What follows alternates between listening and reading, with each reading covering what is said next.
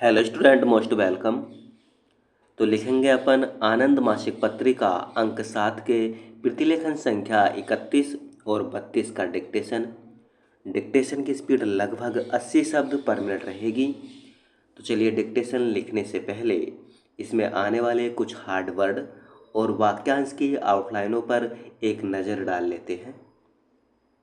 यदि आपको इसका पीडीएफ चाहिए तो आप हमारे टेलीग्राम चैनल शॉर्टहैंड विद विवेक से इसका पीडीएफ भी डाउनलोड कर सकते हैं। टेलीग्राम चैनल तक पहुंचने के लिए इस वीडियो के डिस्क्रिप्शन में लिंक दिया है, या आप टेलीग्राम पर सर्च करेंगे शॉर्टहैंड विद विवेक तो आपको आसानी से मिल जाएगा।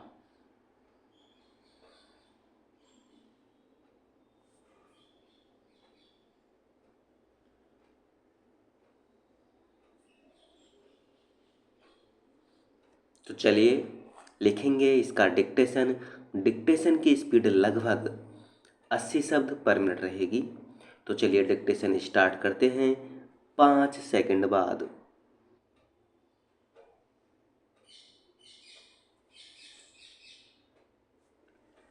महोदय, किसी भी देश के लिए राष्ट्रध्वज, राष्ट्रज्ञान एवं राष्ट्रभाषा राष्ट्रीय स्वाभिमान की आधारशिला होते हैं। स्वाधीन भारत में राष्ट्रध्वज एवं राष्ट्रगान स्वाधीनता प्राप्त होने के दिन से ही अपना लिए गए, किंतु भारतीय भाषाओं को अपना वह स्थान जो भारतीय संविधान में अपेक्षित है, समुचित रूप में अभी तक प्राप्त नहीं हुआ है। इससे राष्ट्रीय स्वाभिमान रखने वाले सभी भारतीयों को हार्दिक वेदना होती है।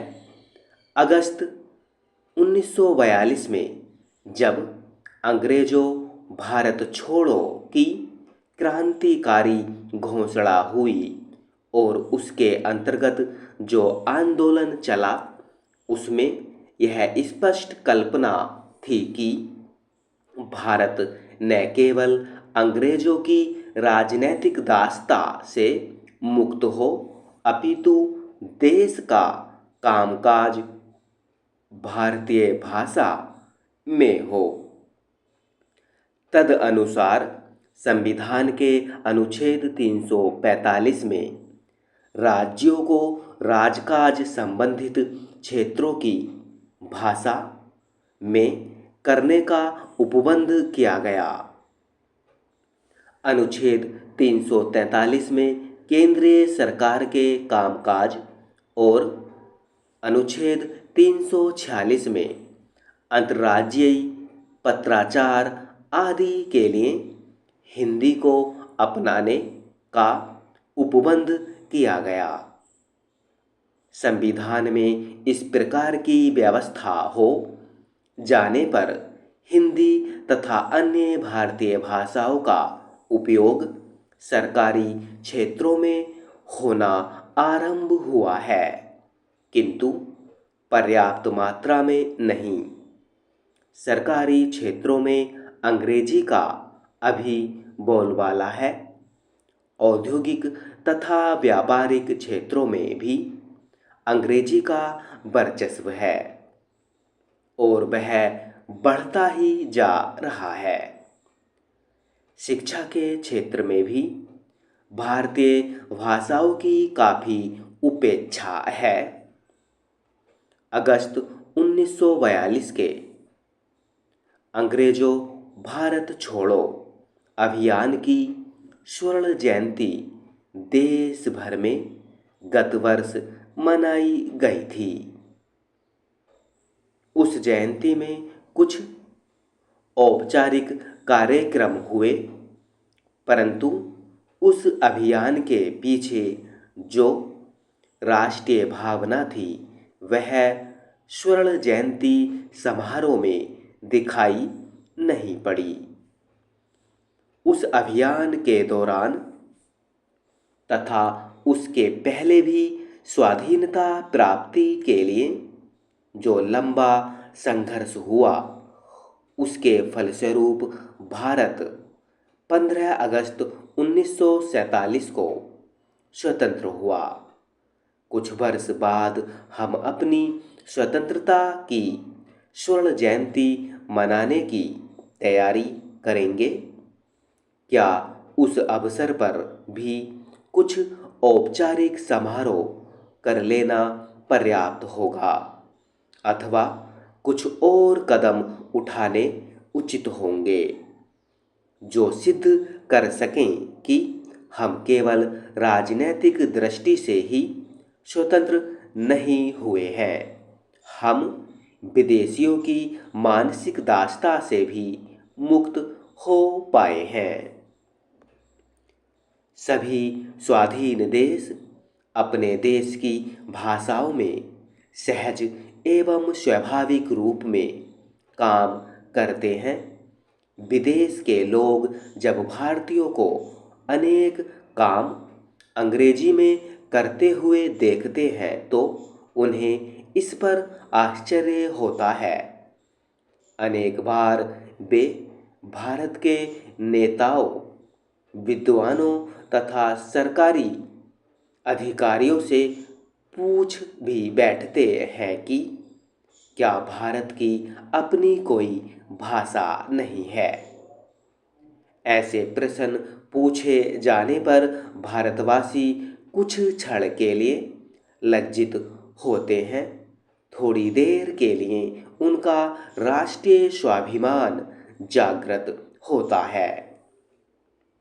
वे भारतीय भाषाओं को अपनाने की बात सोचते हैं, किंतु फिर अंग्रेजी में बोलने तथा विविध कार्य अंग्रेजी में करते रहने का क्रम जारी रखते हैं।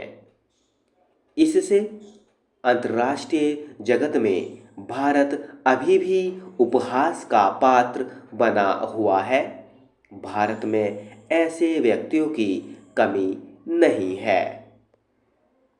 महोदय, हिंदी तथा अनेक भारतीय भाषाएं समृद्ध हैं और उनका यथेष्ट प्रयोग करने से देश की प्रगति अधिक तेजी से हो सकती है।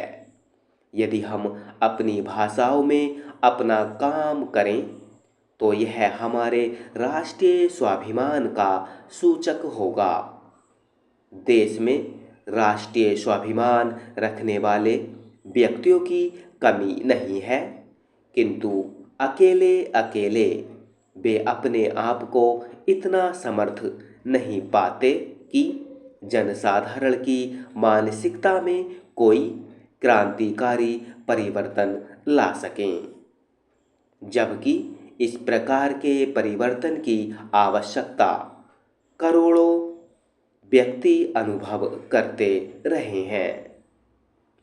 अब समय आ गया है कि राष्ट्रीय स्वाभिमान रखने वाले व्यक्ति सम्मिलित एवं समन्वित रूप में परिवर्तन लाने का प्रयास करें, जिसके परिणाम स्वरूप भावी वर्षों में देश का अधिकांश कामकाज हिंदी तथा अन्य भारतीय भाषाओं में पर्याप्त मात्रा में होने लगे और भारतवासी गर्वपूर्वक यह कह सके कि हमारा देश केवल राजनीतिक दृष्टि से ही स्वतंत्र नहीं हुआ है, हम मानसिक रूप से भी स्वतंत्र हैं। इस परिवर्तन को लाने के लिए केंद्रीय सचिवालय हिंदी परिषद की ओर से राष्ट्रीय स्वाभिमान यज्ञ देश भर में प्रारंभ किया गया है।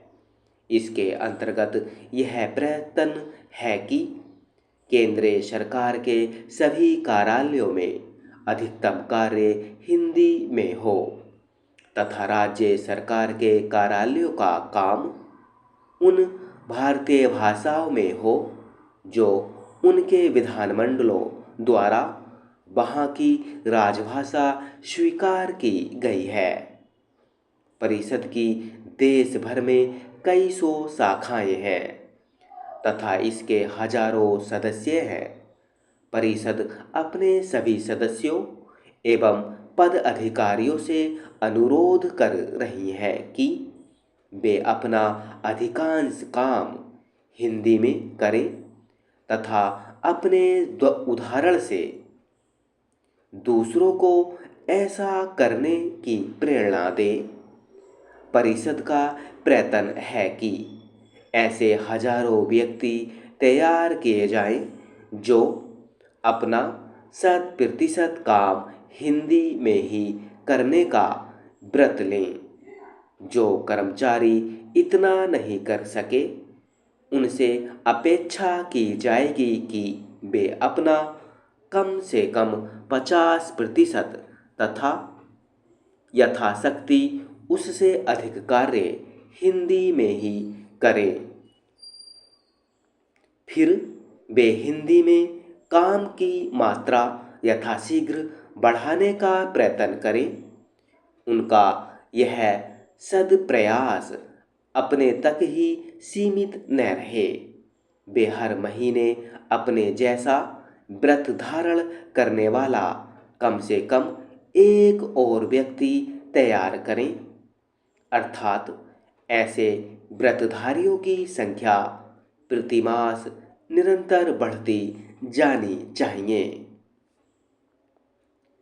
इस यज्ञ में भाग लेने के लिए केंद्रीय सचिवालय हिंदी परिषद के सदस्य ही नहीं, अन्य सरकारी अधिकारी एवं कर्मचारी भी आमंत्रित हैं।